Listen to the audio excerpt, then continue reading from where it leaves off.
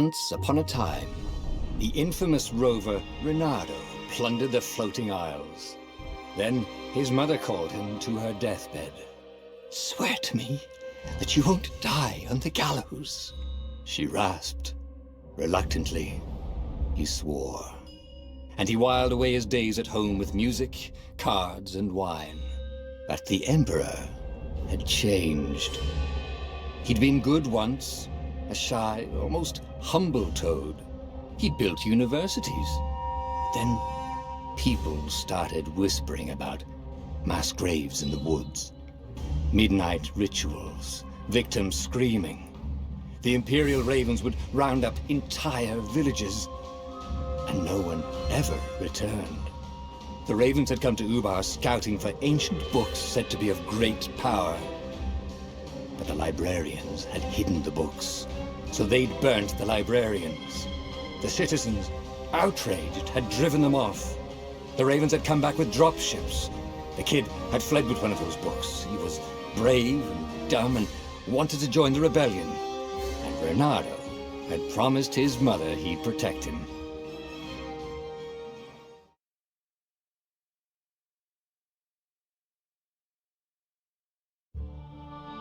The kid was looking down, watching his city burn. "Sorry, kid," Reynardo told the kid. "Look, if we give them the book, they'll leave you alone." "My mother died for this book!" "I promised her I'd protect you." "Ah, damn it." The kid had run off. With the book, of course. So Reynardo had to run after him.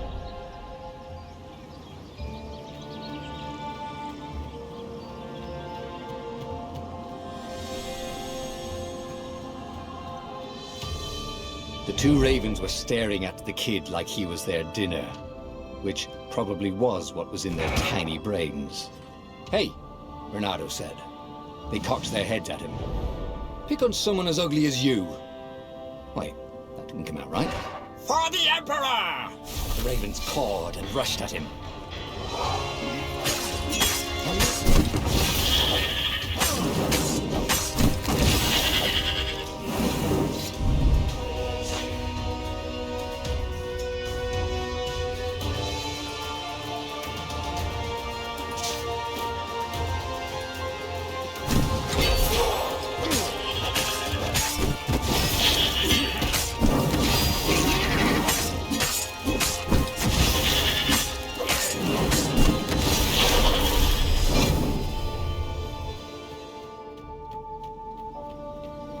Dropship flew overhead. He hoped they hadn't noticed him. The kid.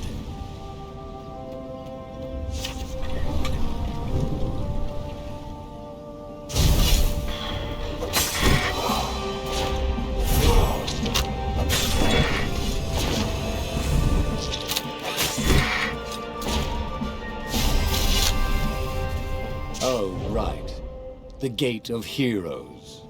Someone's idea of a joke, making the Skyship Docks a gated community. You needed a hero's sword to open it. And the kid was on the other side of the gate. "Who let you through? Promise me you'll take the book to the rebels, or I'm gonna steal your ship." "I'm not taking that damn book anywhere, and neither are you." "Try and stop me," laughed the kid. "I bet you don't even have a hero's sword." And with that, the kid hopped away. Had to hand it to the kid. He was an idiot, but he had guts. Where was Reynardo going to get a hero sword? Ore and wind essence? That sounds about right. Perfect.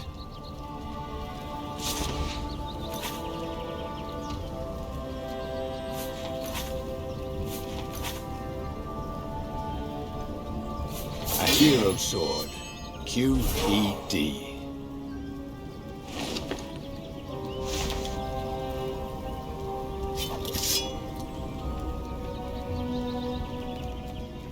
This is what he got for settling down and finding people to care about. The kid's mum had been a swell cook, and she'd laughed at Reynardo's jokes, even when he didn't know he'd made one. And then the had come to burn her, and she'd made him promise to protect the kid. but she never told him where the book was. Just the kid.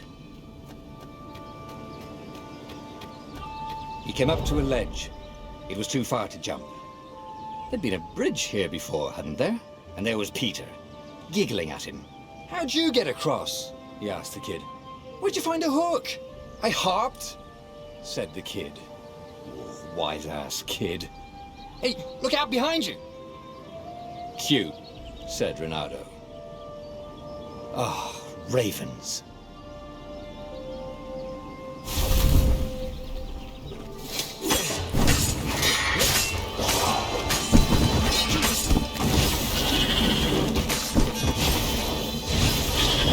It was time to talk some sense into the kid.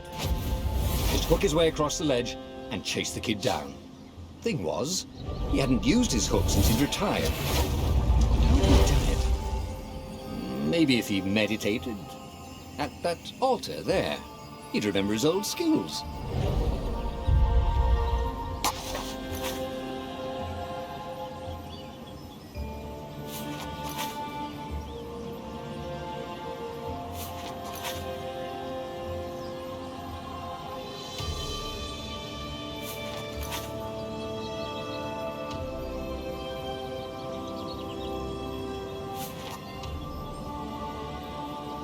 It was starting to come back to him. Something you never completely forgot, like how to freeze time when attacking.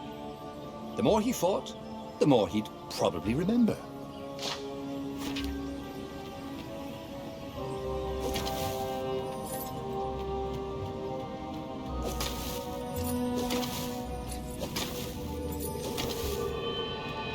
And there was the Farfarer. She was the fastest ship he'd ever known. She could do the Kestra run in 12 furlongs. Oh, so the salesman had told him. And something told him the kid was about to walk into an ambush. "Stop!" he shouted. "I'm not giving you the book!" shouted the kid, and took off. "No! Peter!" The kid ran for it, and a goggler nailed him with its eyeball.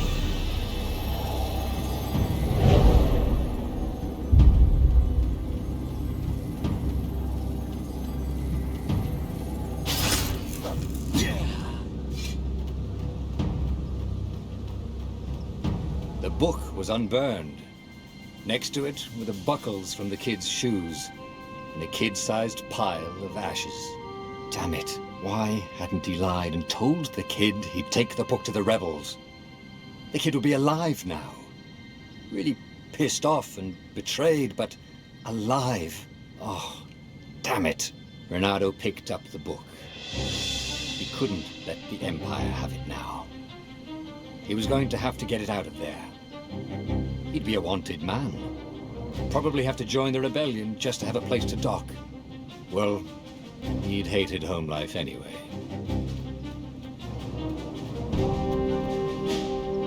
What was the big deal about this book anyway? Maybe he should open it and find out. All that had been years ago. How many? The war was a blur. And now 3 Raven scout ships were chasing him. "Where are you running, rebel?" cawed the Raven captain over the loudhailer. Renato could see them cranking up their catapults. "Just going out for milk?" Renato yelled back.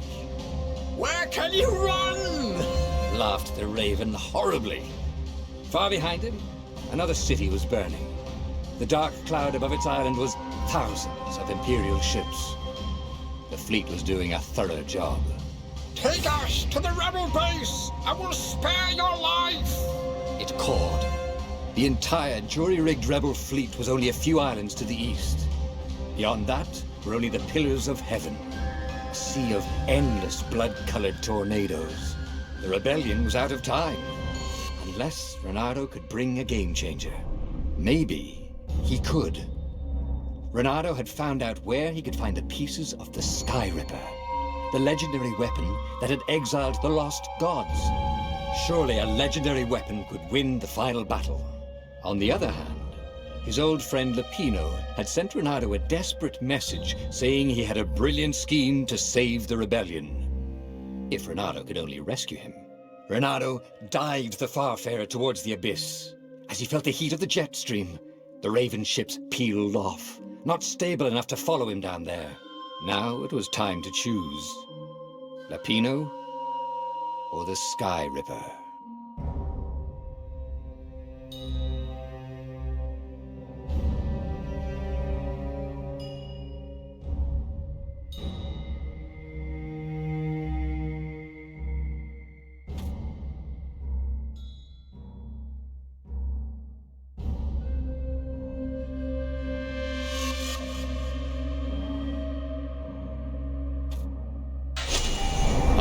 Lapino. Apparently, the Mad Rabbit had sold a Pegasus that he did not exactly own.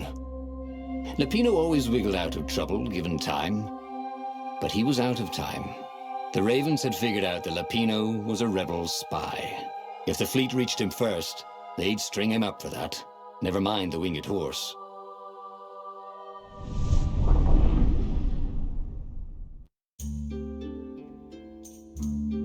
Lapino had apparently managed to confuse the judge by arguing that he hadn't actually stolen a winged horse. He'd only sold it. But wait, where was the prison? The village was empty.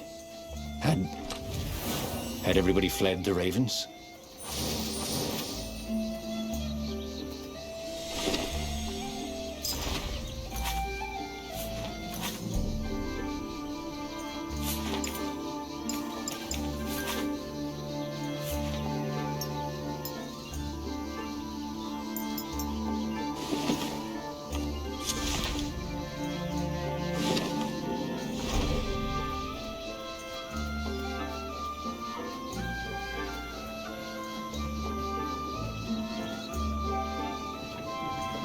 This was definitely better than pulling yourself up in a bucket.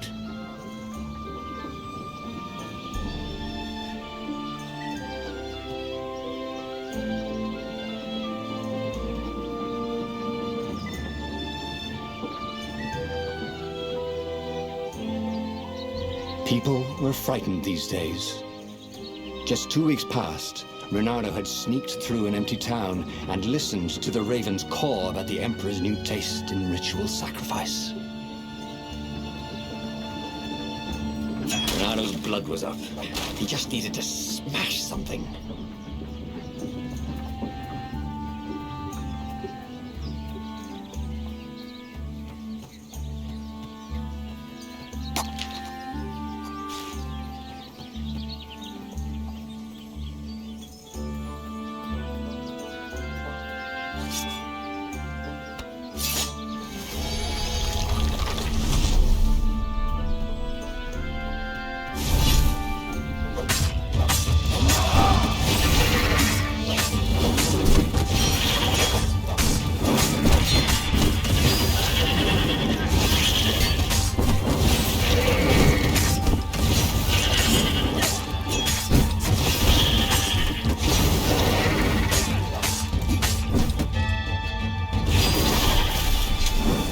Ravens were landing everywhere.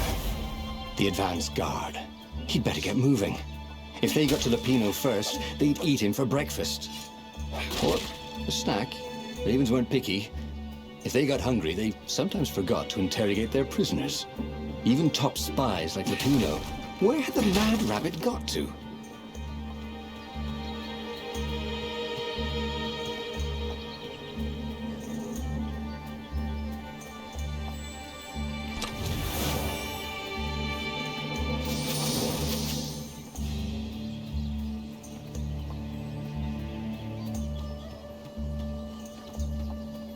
Renato felt like he was ready to learn new things.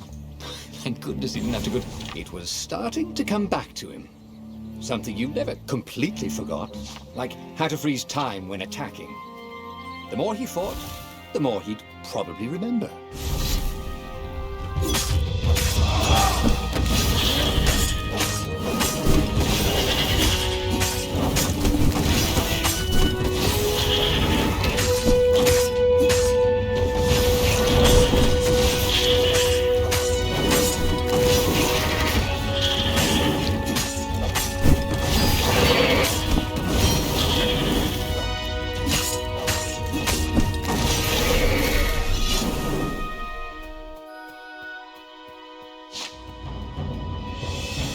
Renato felt a chill run down his back.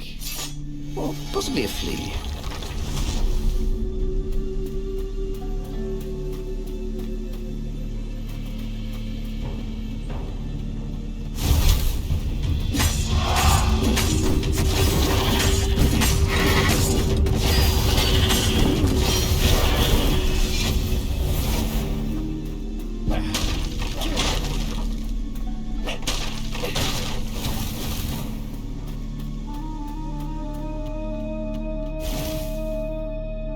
Dirty and bloody, Renato finally reached Lapino.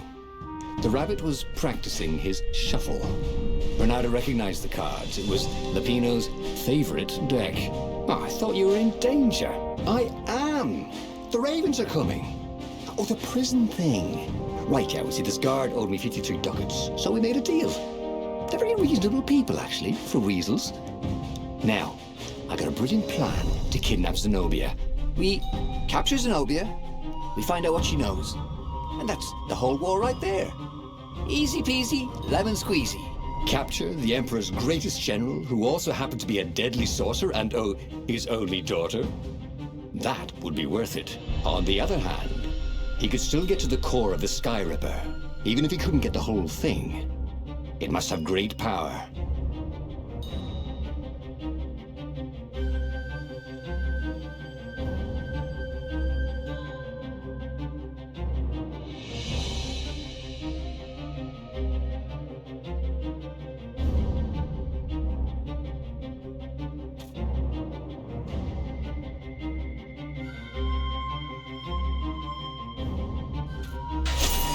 Zenobia wasn't just the Emperor's daughter, of course.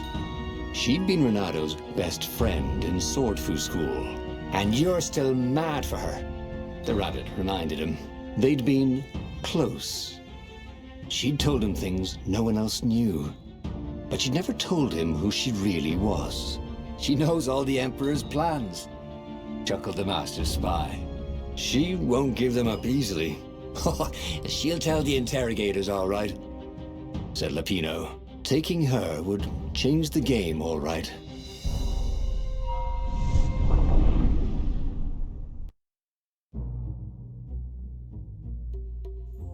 The city was already under Zenobia's control.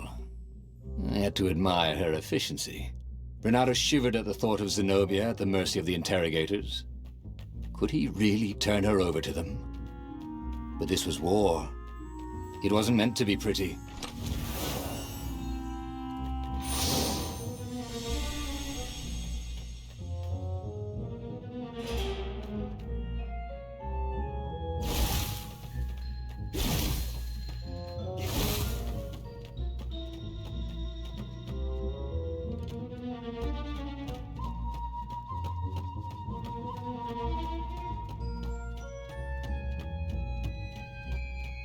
Can't we just agree to disagree? Said Renato. No?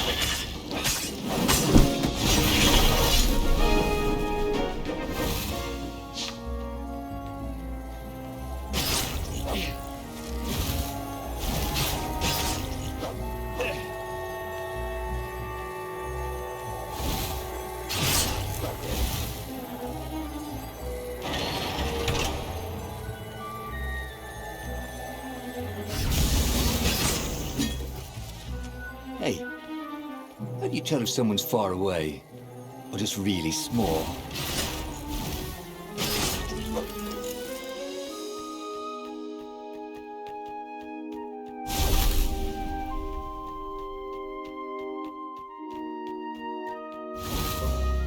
So, what's this plan of yours? Use me as bait, said Lapino. And he outlined a slightly complicated plan that involved geese, a net, setting the Farfarer a little bit on fire, Lapino dressing as an old blind toad, and Renato hiding inside a monstrous watermelon. What could possibly go wrong? Thought Renato.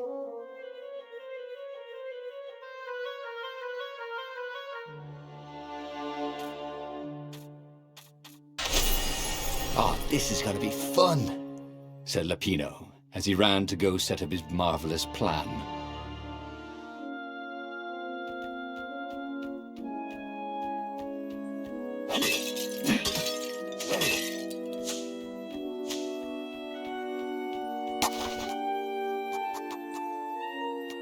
He'd missed his old skills. He welcomed them back like he was at a reunion.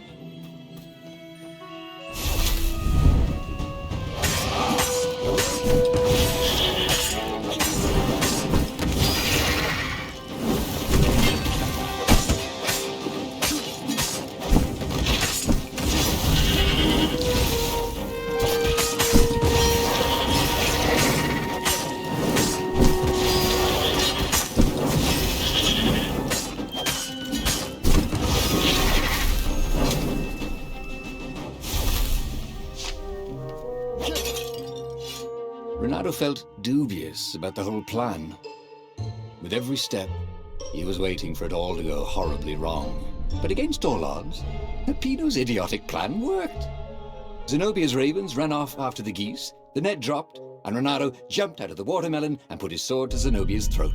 "Renato," she said, "are those new scars? They look good on you. You never returned my velvet jacket. It was my favorite. You look stupid in velvet. Ah, what does an imperial princess know about style? Oh, get a room, you two," said Peppino. But the fleet was coming on fast, so they put Zenobia on the Farfarer and took her east, over the Nexus. She'd vanished from Swordfu School, from his life, without even saying goodbye, without ever telling him she was the Emperor's adopted daughter. Ah, Peppino was right, Renato thought reluctantly. She knows things. She recognized his look. "You're taking me to the interrogators, aren't you?" she said, wide-eyed. And then she jumped, with horror. Renato saw Zenobia plummeting. Then he saw the Nexus below them. Cats always land on their feet. "Ah, she'll head for the Imperial outpost," yelled Peppino. "You have to catch her."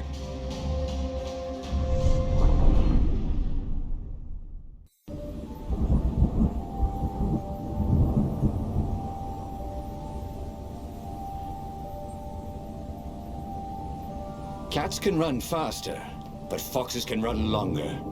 If he ran, he could head her off before she reached her minions at the outpost. Well, he did love a good chase.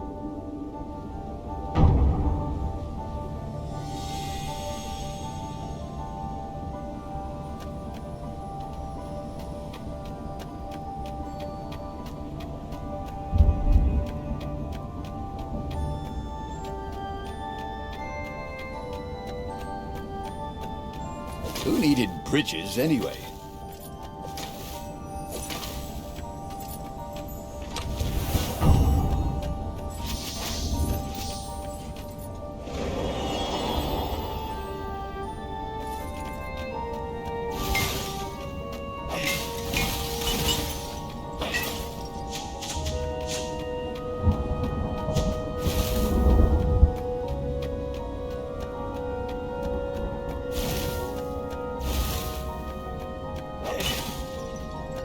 This is why heroes are called dashing, Renato thought. See?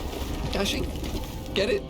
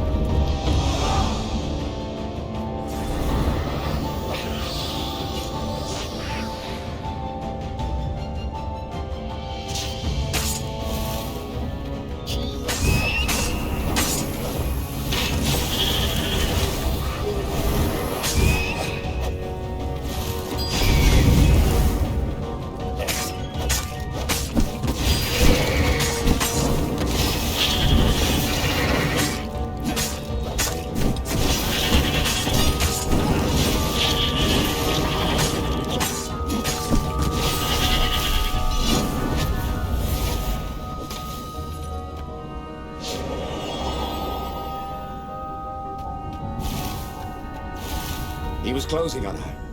He could smell her fear. He tried not to think about the interrogators at the secret base. What did they do to her? Maybe it didn't have to end that way. Maybe he could talk to her. But, after all, there were worse things the Imperials had done to friends of his.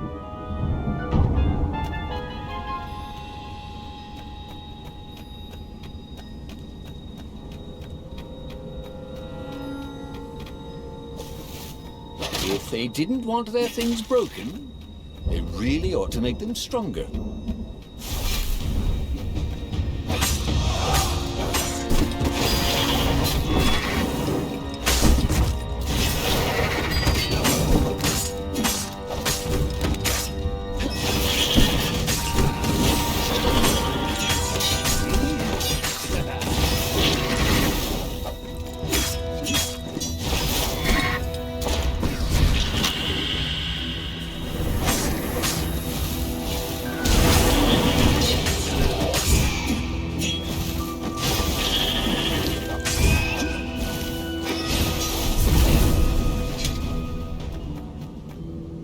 Bernardo reached the outpost.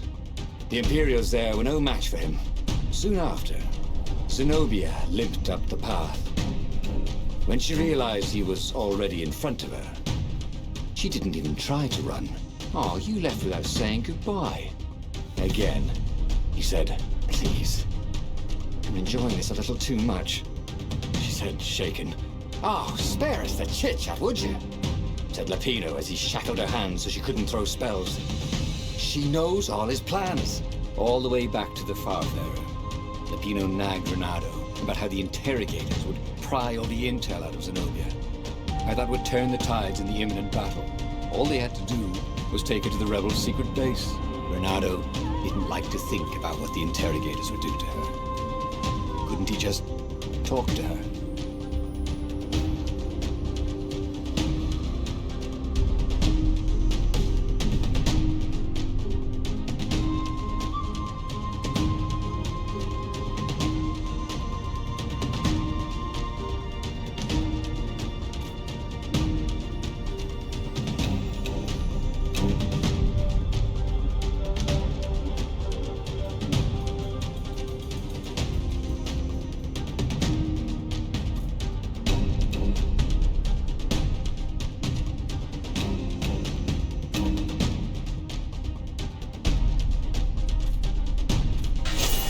As they pulled away from the Nexus, Bernardo could see the fear in Zenobia's eyes. "I can't take her to those creatures at the base," he whispered to Lapino.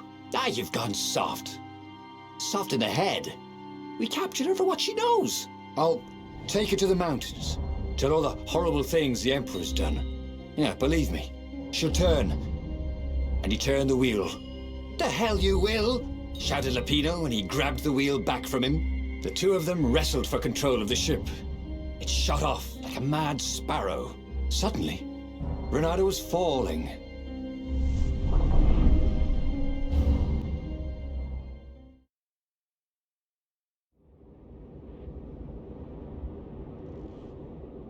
When he came to, Zenobia was standing over him. "Why didn't you take me to the base to be interrogated?" she demanded. "Do you know what's left of people they interrogate? This is some trick, isn't it? To make me fall for you again. Well, I won't." "Oh, go on then. Scurry back to your ravens. I can't stop you." But strangely, she didn't. As Renato set off to find the Farfarer, she followed him, keeping just out of sight of the ravens. If I craft a sword now, it's going to be really short.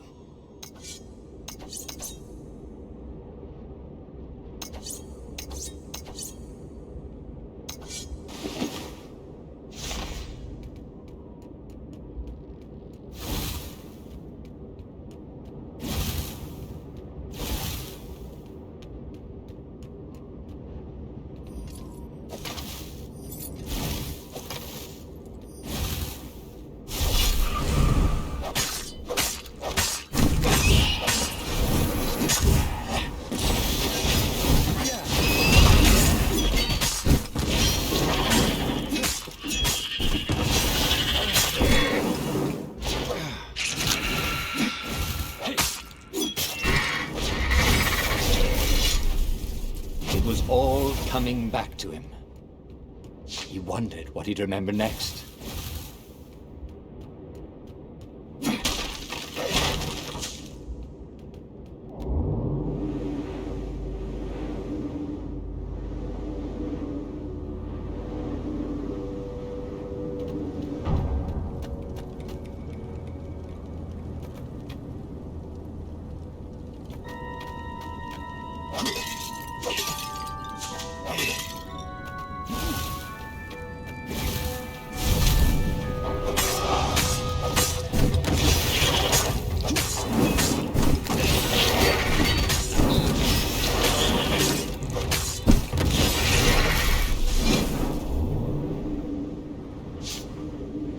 Renato didn't have vertigo.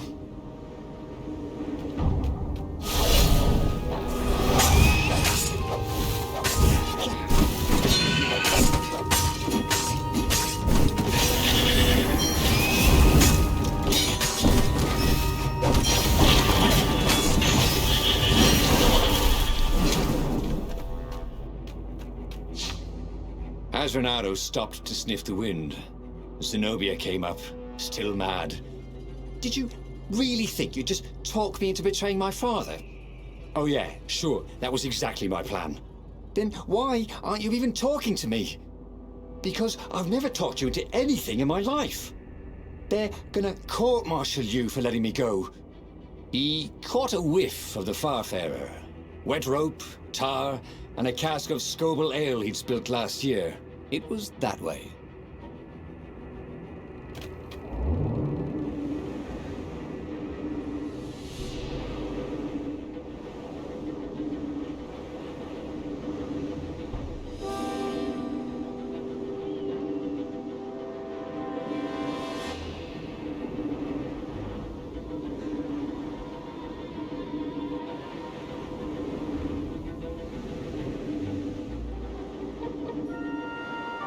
Bernardo's paws were getting numb.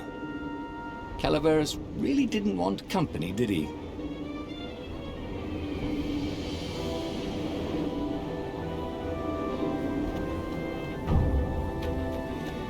Bernardo wondered if he should have taken Zenobia to the rebel base for real. Maybe she wasn't playing him after all. After the bleak talk about the Emperor's dark secret, he was regretting his suspicion.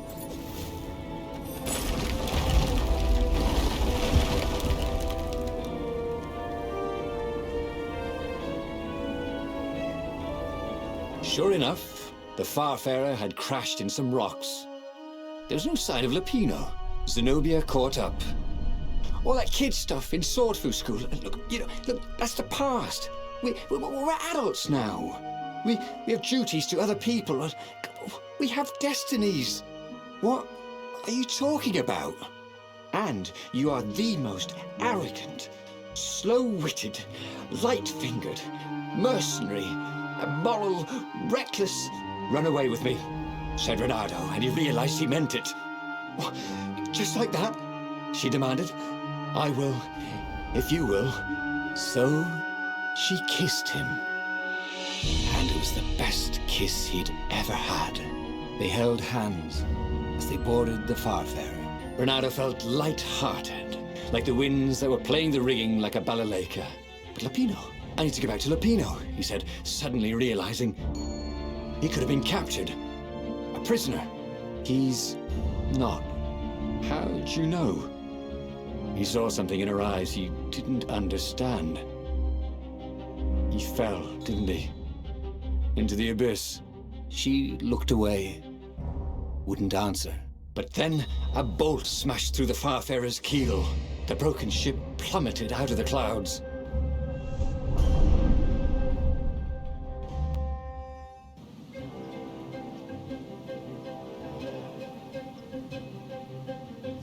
Renato picked himself off the deck. They were alive. We have to get to my private ship, she said. Do you trust me? I guess I must, he said. You go on ahead. Clear the path, she said. I can't kill my own soldiers. He wanted to say that he didn't trust her, that he had no idea what he was getting into. But he had no choice, did he? He was following his heart. That's what it means to be a hero. You had to follow your heart.